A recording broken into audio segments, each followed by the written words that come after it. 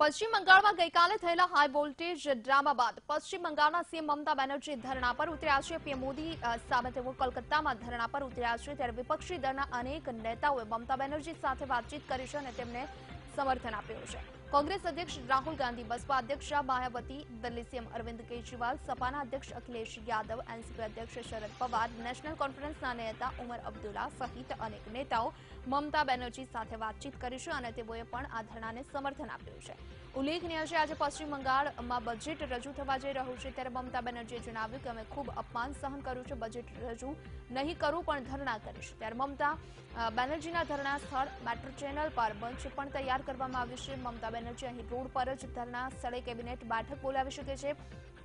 Mamata Banerjee phone પર જ વિધાનસભા સત્રને સંબોધન કરી શકે છે, જે બાદ તેઓ રાજ્યનું બજેટ રજૂ કરી શકે છે।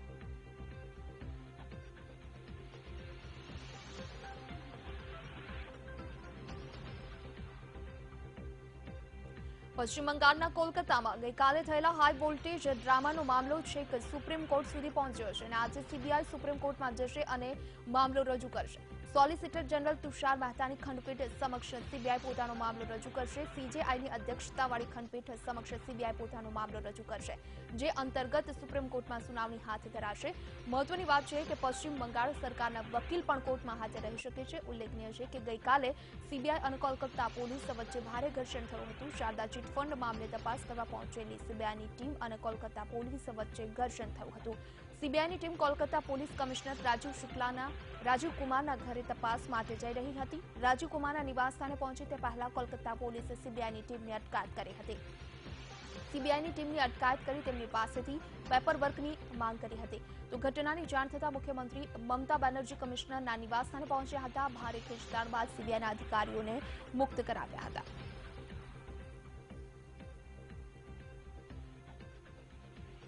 કોલકાતામાં સીબીઆઈ અને પોલીસ વચ્ચે ઘર્ષણ થયું હતું।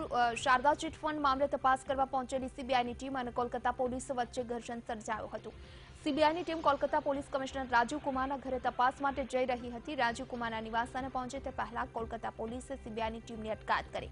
સીબીઆઈની ટીમની અટકાયત કરી તેની પાસેથી પેપરવર્કની માંગ કરી હતી। ઘટનાની જાણ થતાં મુખ્યમંત્રી મમતા બેનર્જી કમિશનરના નિવાસસ્થાને પહોંચ્યા હતા। ભારે ખેંચતાણ બાદ સીબીઆઈના અધિકારીઓને મુક્ત કરાવ્યા હતા। તો આ સમગ્ર મામલે ટીએમસીના નેતાઓએ કેન્દ્ર સરકાર પર રાજ્યમાં અસ્થિરતા ફેલાવવાનો આક્ષેપ કર્યો।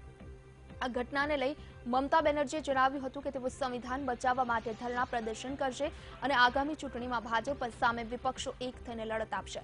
મમતા બેનર્જીના ધરણાને વિપક્ષી દળો દ્વારા ટેકો આપવામાં આવી રહ્યો છે। આ મામલે દિલ્હીના મુખ્યમંત્રી અરવિંદ કેજરીવાલ પણ મમતા બેનર્જીને સમર્થન આપવા માટે પશ્ચિમ બંગાળ જઈ શકે છે। તો ઉત્તર પ્રદેશના પૂર્વ મુખ્યમંત્રી અખિલેશ યાદવ અને બિહારના પૂર્વ નાયબ મુખ્યમંત્રી તેજસ્વી યાદવે પણ આ મામલે મમતા બેનર્જીને સમર્થન આપ્યું છે।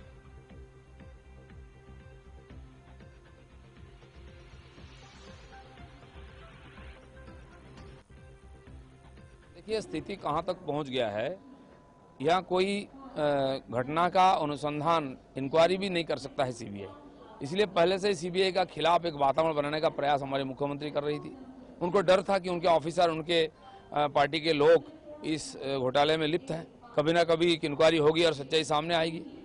आज बंगाल के लोग जो चाह रहे थे कि चिटफंड का घोटाला जो हुआ है उसमें न्याय हो और लोगों जो दोषी उनको सजा मिले, इसमें जो लोग व्यवधान डाल रहे थे, इस प्रक्रिया को जिन्होंने सबसे ज़्यादा कॉम्प्लिकेटेड बनाया उसमें से एक है राजीव कुमार जी।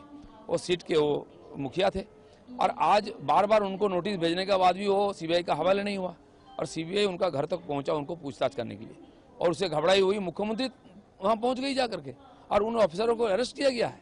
तो इसका मतलब क्या है? बिकॉज ये जो सब संविधान है, हमारा संविधान पार्लियामेंट को प्रोटेक्ट करता है, सीबीआई, आरबीआई, ये सब इंपॉर्टेंट इंस्टीट्यूशंस है और ये इंस्टीट्यूशंस को कंप्लीट बर्बाद कर दिया ये अमित शाह और मोदी जी का बीजेपी।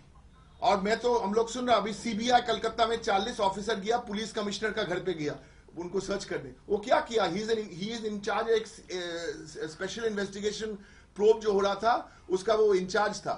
तो अभी क्या हो गया? कोई सर्च वारंट भी नहीं था। तो हम लोग जो क्या किया, ममता दी आज धरना में बैठेगी, आज ऑल नाइट